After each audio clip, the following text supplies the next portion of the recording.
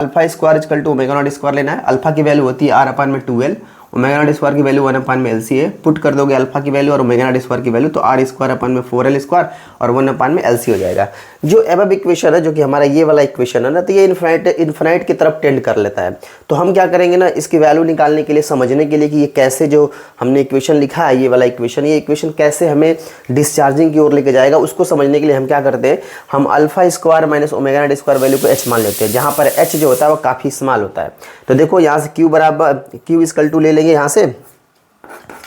सब q है, q equal to b1 e की पावर माइनस अल्फा, इसकी जगह पे h रख दिया क्योंकि पूरी वैल्यू h है, ht हो जाएगा, प्लस b2 e की पावर, पूरा ये टर्म था माइनस, और यहाँ पर h है तो h रख दिया, ht हो गया। अब यहाँ से e की पावर माइनस अल्फा t है, इसमें से कॉमन है कि इसमें से निकाल, इसमें भी e की power minus alpha t common, दोनों बाहर निकालेंगे। e की power minus alpha t common निकालोगे, b1 अंदर जाएगा, e की पावर ht हो जाएगा, प्लस b2 e की पावर माइनस ht हो जाएगा।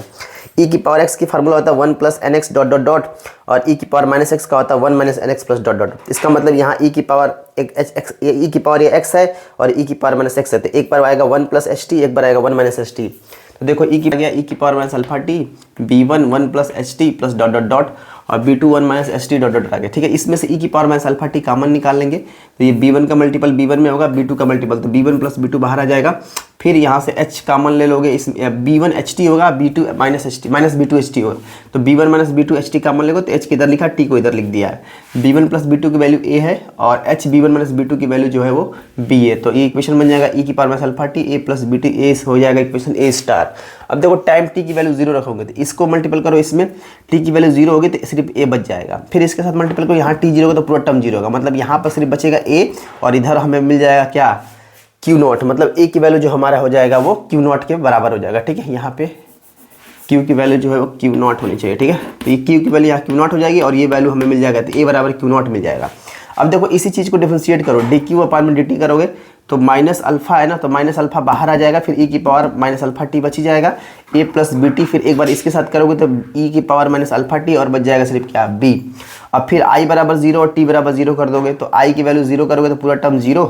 t की वैल्यू 0 करोगे यहाँ पर तो सिर्फ बचेगा माइनस अल्फा और a बच जाएगा साथ में, और फिर ये जाएगा तो पूरा टर्म 0 कर देगा, तो 0 equal to minus alpha a plus b हो जाएगा, और इधर आएगा तो अल्फा a बराबर b या b बराबर अल्फा a की वैल्यू हम निकालें यहाँ से कितना, q नॉट, तो q नॉट रख दिए। Now substituting the value of a and b in a star, a और b की वैल्यू निकल गई, a की वैल्यू ये है और b की वैल्यू ये है। अब क्या करोगे, a और b दोनों वैल्यू को उठाइए और इक्वेशन नंबर a में रख दिया, तो q बराबर हो जाएगा e की power minus alpha t q not plus a की जगह पे q नॉट और b की जगह पे अल्फा q नॉट t हो जाएगा।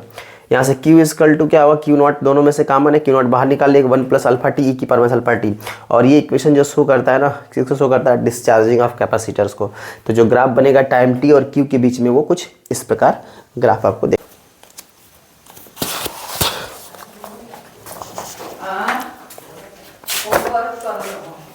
केस थर्ड, अल्फा स्क्वायर की वैल्यू जो है वो ओमेगा नॉट स्क्वायर से क्या है, छोटी है। उस केस में केस थर्ड में alpha square minus omega naught square जो होगा वो एक इमेजनरी नंबर होगा। अब उस केस में नाउ एज्यूम करेंगे under root alpha square minus omega naught square की वैल्यू को। अब देखो हम इसको omega naught square minus alpha square लिखना चाहते हैं, तो एक माइनस कॉमन लोगे, जैसे माइनस की वैल्यू अंडर आई स्क्वायर की वैल्यू क्या होती है, -1 होती है, तो वही यहाँ माइनस होगा, तो j मान लेते हैं उसको, तो वही बाहर निकल के j आ जाएगा। ठीक है, तो यहाँ से ये पूरा वैल्यू j हो जाएगा और इसको मान रहे ये गामा की वैल्यू होती है, इसकल टू j गामा होगा, तो गामा की वैल्यू क्या, under root omega square minus आपका हो जाएगा alpha square. Now substitute this value in equation, तो हमारे पास एक इक्वेशन था q बराबर q नॉट, आप पीछे जाके देख सकते हैं, q बराबर q नॉट 1 प्लस अल्फा अपान में ये e की पावर माइनस ये प्लस ये अपान में ये पूरा टर्म्स था। ठीक है, अब जहाँ जहाँ पे तुमको दिख रहा है ये टर्म्स क्या बोलते हैं कि ये वाला under root alpha square minus omega naught square, उसकी जगह पे j गामा रखेंगे, तो देखो यहाँ पे दिख रहा है j गामा, यहाँ पे दिख रहा है j गामा, यहाँ पे दिख रहा है j गामा और यहाँ पे दिख रहा है j गामा। करने के बाद अब देखो q की power q not by 2 e की पावर, इसमें से अल्फा t कॉमन है, सब बाहर निकालेंगे, जब सॉल्व करने के बाद ये जो बच रहा है वैल्यू e की पावर j गामा t बचेगा, फिर अल्फा अपान में j गामा e की power j gamma t plus e की power minus j gamma t minus alpha अपान में ये वाला टर्म्स। ठीक है, ये अल्फा अपान में j वाई लिख दिया डैट, ये जाएगा इसका टर्म से, तो अल्फा ये जाएगा, इसके साथ करोगे तो e की power minus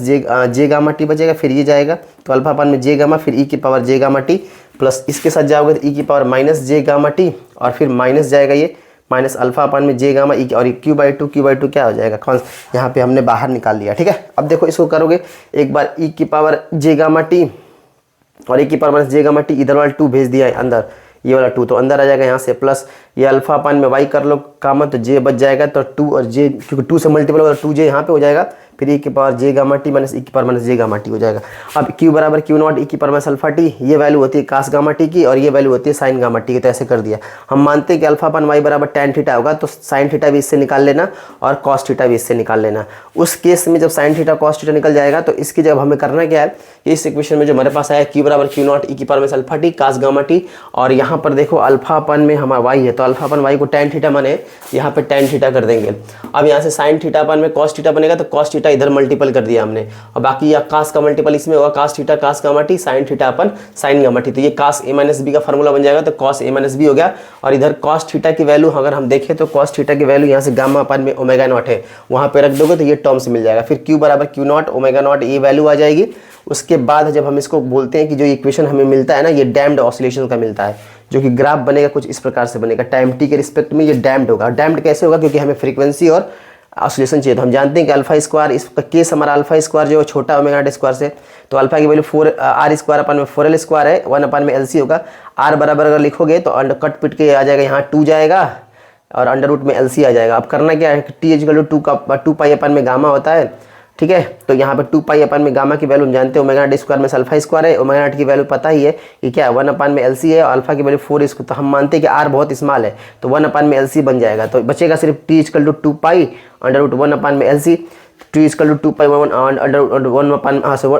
under root L upon में C बचेगा। तो फ्रीक्वेंसी इक्वल टू 1 अपन में टाइम पीरियड होता है। तो अब क्या लिखोगे, यहाँ से F लिखना होगा। तो अगर हम f लिखें तो t की जगह पे ये पूरा वैल्यू पुट कर दोगे तो 1 अपन में 2 पाई अंडर रूट कितना हो जाएगा L/C। यहाँ से ये पता चलता है ये डैम्ड शो कर रहा है या फ्रीक्वेंसी ऑसिलेशन शो कर रहा है, ठीक है। Thank you.